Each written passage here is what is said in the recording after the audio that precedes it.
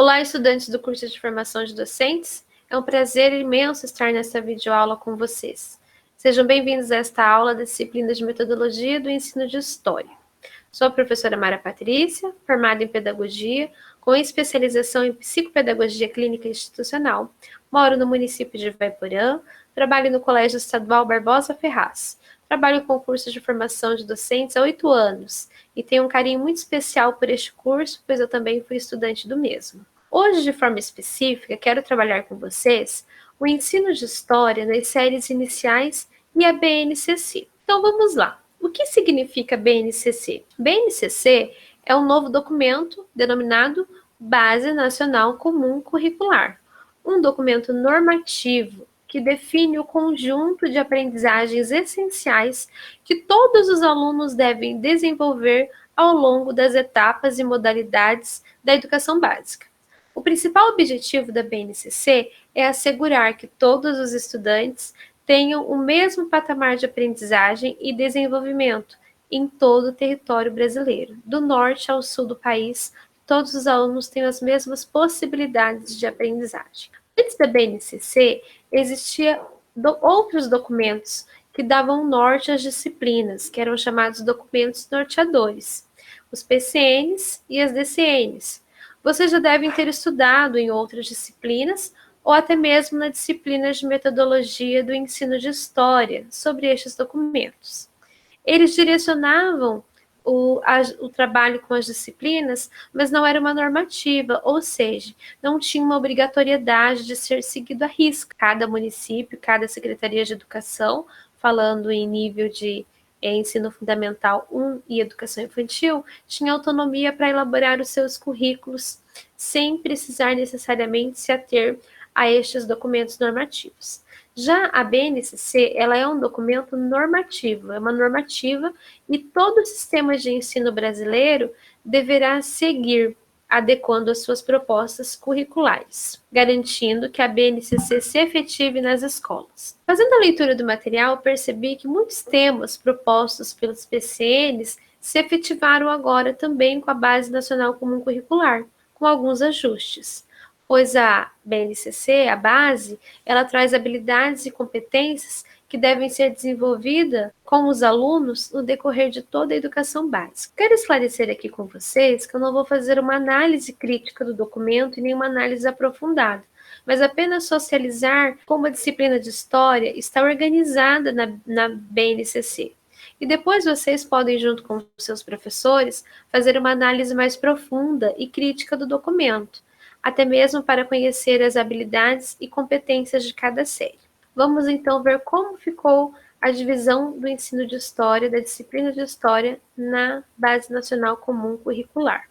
A BNCC dividiu as disciplinas por área de conhecimento. História está na área das ciências humanas, junto com a disciplina de Geografia. E aquilo que nós conhecíamos por conteúdos específicos, conteúdos básicos, estruturantes, agora eles são chamados de unidades temáticas. E cada unidade temática, ela tem os objetos de conhecimento e as habilidades que deverão ser trabalhadas. De acordo com a BNCC, o centro do ensino de História deve estar pautado no eu, no outro e em nós. Sendo assim, o ensino de História ele deve abordar a construção do sujeito histórico a partir da sua própria história, valorizando a história individual de cada estudante, da família, depois da comunidade, depois da cidade e, consequentemente, do seu país. O estudante precisa entender quem ele é, compreender que ele faz parte da realidade histórica em questão. Quando se trabalha o eu, possibilitas então a esse estudante o seu autoconhecimento, de reconhecer e conhecer a sua própria história. Quando se trabalha o outro, possibilita que o estudante reconheça que ele faz parte de uma comunidade, que existem outras pessoas ao redor dele e que o outro nem sempre é igual a mim, mas que o outro, na maioria das vezes, é diferente. E essas diferenças elas precisam ser respeitadas. Quando se trabalha o nós, amplia-se ainda mais essa questão do respeito, porque aí se amplia ainda mais a diversidade. Quando se trabalha o nós, se possibilita ainda mais trabalhar a diversidade cultural existente no nosso país, sempre levando o estudante a conscientizar-se que o respeito e a tolerância é muito importante. E como ficam, então, divididos nas séries? Né? Nós temos lá, então, vamos ver como que essas unidades temáticas ficaram divididas nas séries. No primeiro e no segundo ano, né, ali no início, as unidades temáticas são mundo pessoal, meu lugar no mundo, mundo pessoal, eu e meu grupo social e meu tempo, a comunidade e seus registros, as formas de registrar as experiências da comunidade, o trabalho e a sustentabilidade na comunidade. Podemos perceber que no primeiro e no segundo ano, tudo parte do eu. É eu e meu lugar no mundo, eu e a comunidade, é o eu, essa construção do sujeito que começa a compreender que também existe outras pessoas ao redor dele, com outros costumes, com outros gostos, com outras histórias, e que também precisam ser respeitados. No terceiro e no quarto ano, amplia-se a noção de lugar em que se vive e as dinâmicas em torno da cidade, destacando as diferenças entre urbana e rural, principalmente. As pessoas e as unidades temáticas são as pessoas e os grupos que compõem a cidade ou município, o lugar em que vive, a noção de espaço público e privado, transformações e permanências nas trajetórias dos grupos humanos, circulação de pessoas, produtos e culturas, as questões históricas relativas às migrações. Aqui, no terceiro e no quarto ano, nós podemos perceber que as unidades temáticas elas já ampliam esse conhecimento. Agora, este aluno que aprendeu e conheceu sobre a sua comunidade, agora ele está ampliando seus conhecimentos e conhecendo mais sobre a sua cidade, o contexto histórico da cidade, os sujeitos que fizeram parte da construção dessa cidade, os diferentes grupos étnicos que compõem esta cidade e assim por diante. No quinto ano, a ênfase está em pensar a diversidade dos povos e culturas e suas formas de organização.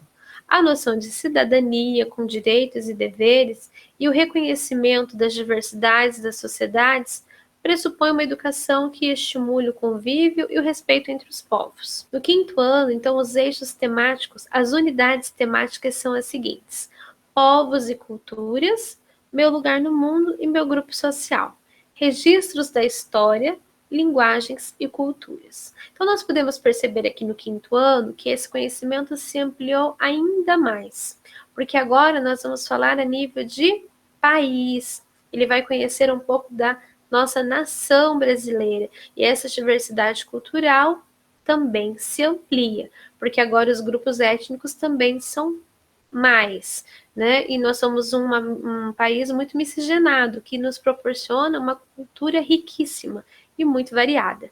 E aqui a gente percebe, então, que isso é uma possibilidade de ampliação de conhecimento para estes alunos, mas ainda pautado no eu, meu lugar no mundo e meu grupo social. Então, este sujeito que está sendo também construído, ele compreende tudo o que acontece ao seu redor, mas não é anulado. Ele também continua sendo relembrado como um sujeito histórico, como um sujeito que também faz parte de toda essa história que está em estudo.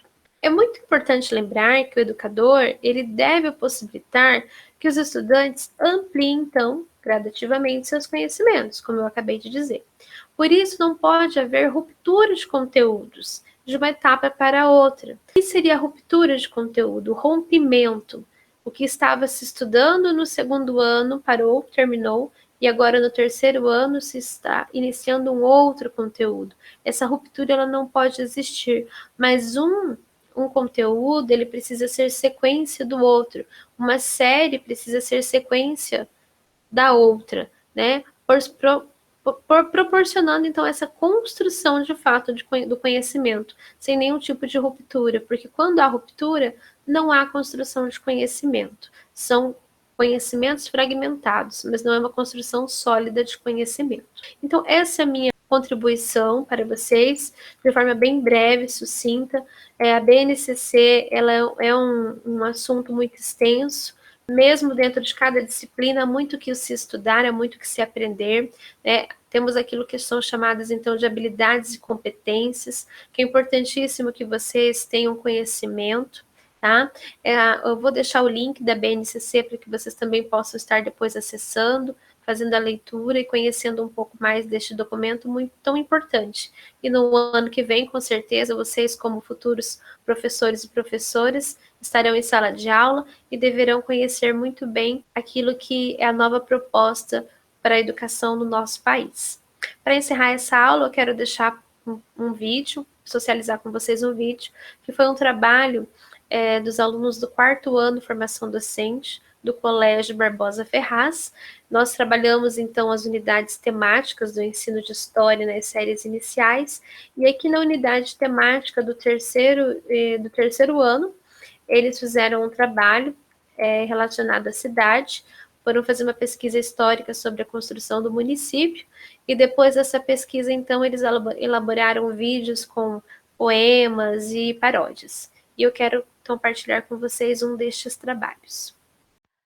Nossa cidade. Seu primeiro nome foi Queimada, mas antes já era habitada. Habitada por índios Guarani, até que o padre jesuíta chegou por ali. O tempo se passou, Cruzeiro, Sapecado e Ivainópolis, vários nomes até que Ivaporã lacrou. Encontro de culturas, sulistas e nortistas. Assim se formou nossa cidade, com grandes artistas. No vaneirão e no forró, quem arrasava era a vovó. Nosso polo regional, com beleza sem igual. Praça Japão e França, com festas e dança. Também tem a Espanha, quem gosta de tirar fotos não se acanha. No Jardim Botânico tem passeio de pedalinho, para curtir com seu amorzinho. Beleza assim você só encontrará no coração do Paraná.